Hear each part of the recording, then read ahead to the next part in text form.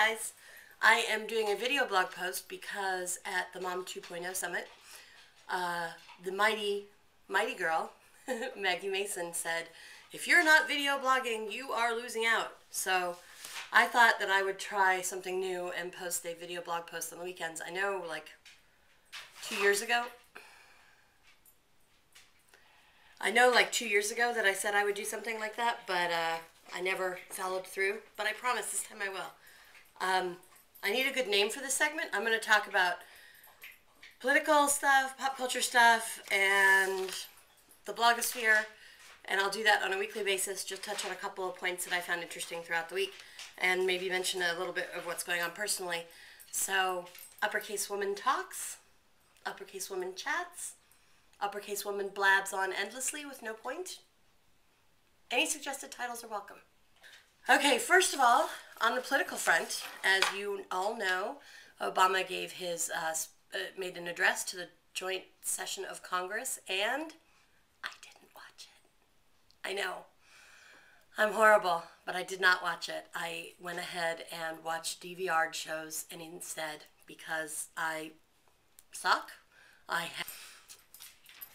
According to a CBS News poll, 80% of those that watched Obama's speech to Congress approve of the way he's handling the economy, or the economic crisis. And before the speech, only 63% did. So that's pretty awesome. And I don't remember ever hearing 80% approval about a president ever for anything. And then, of course, that Bobby Jindal followed up with the Republican response. And I almost feel sorry for him because it was so horrible. I have seen parts of that, and he just oozed dullness, frankly. That's really the best face the Republican Party could put forth. And of course, he made his big, huge blooper, which he said that there's an $8 billion pork attachment to the stimulus package for a high-speed rail train between Las Vegas and Disneyland, and it's utter bullshit. And in fact, all of the money for rail stuff that's in the bill has to be approved by the Transportation Secretary, who is a former Republican congressman, so whatever. Pop culture. So the Oscars were last weekend. Did you watch? Because apparently everybody did.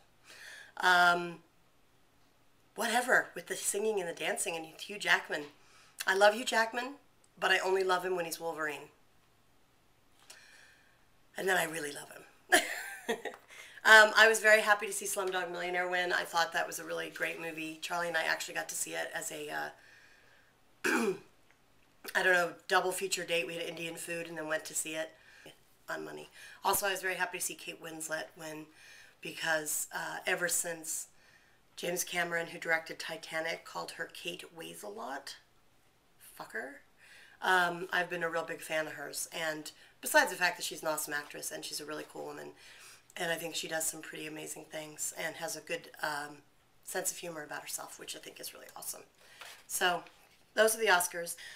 Also, there was an article in Newsweek this week about 2 different books that have come out talking about the history of the Barbie doll. And the 2 books are Barbie and Ruth by Robin Gerber and Toy Monster by Jerry Oppenheimer. Jerry Oppenheimer is proclaiming that some guy is the one who held all the patents and not the woman who actually created Barbie. But apparently that's his MO, is to write books trashing famous women. Anyway, there were a couple of things that I've had a long-standing policy about Barbie dolls, which is that my mother didn't let me play with them when I was a little girl, and I had such a resentment about it. But now that I have a daughter, I really don't want Tori playing with them either, or those horrid Bratz dolls. So I've kind of been, but this little note kind of revises my philosophy, which is that at the time that Barbie was created, the woman Ruth Handler, who kind of championed the creation of Barbie, she said that little girls wanted to pretend to be adults, and that's what the Barbie doll was for. And I found that kind of be an interesting quote. And then Robin Gerber, who wrote the book about Ruth Handler, said further that it was the first toy for little girls where they didn't get to practice being mommies. And I thought that made me rethink my stance on Barbie a little bit. It's not gonna be the end of the world if Tori gets one, because I hadn't really thought about the fact that it gives her an opportunity to practice being an adult and gives her a chance to do something other than play with her baby dolls or her stuffed animals and practice being a mommy.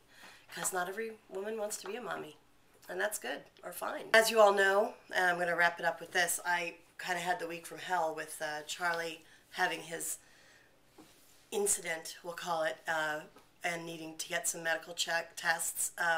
Thanks, HMO, for denying him coverage for at least one of those tests that he needs. Awesome. The car accident, stomach bugs, whatever. But to put it all in perspective, Lisa of the blog Clusterfook passed away from cancer, and just passed away, and I'm very sad. I didn't know her well. I didn't read her blog often, but I did visit it occasionally, and she looks like she was an amazing woman and leaves her family with children, teenagers or tweenagers behind, and I'm very sorry about that. So my heart goes out to her family. We should all keep them in our prayers, and it kind of makes me realize that my week was pretty good by that standard. So that is enough for me. Signing off. Again, we need a name for this if we're going to do it, if I'm going to do it on a weekly basis, if anybody cares. And I'm going to keep doing it anyway. So please let me know if you can think of something, and have a great week. Bye.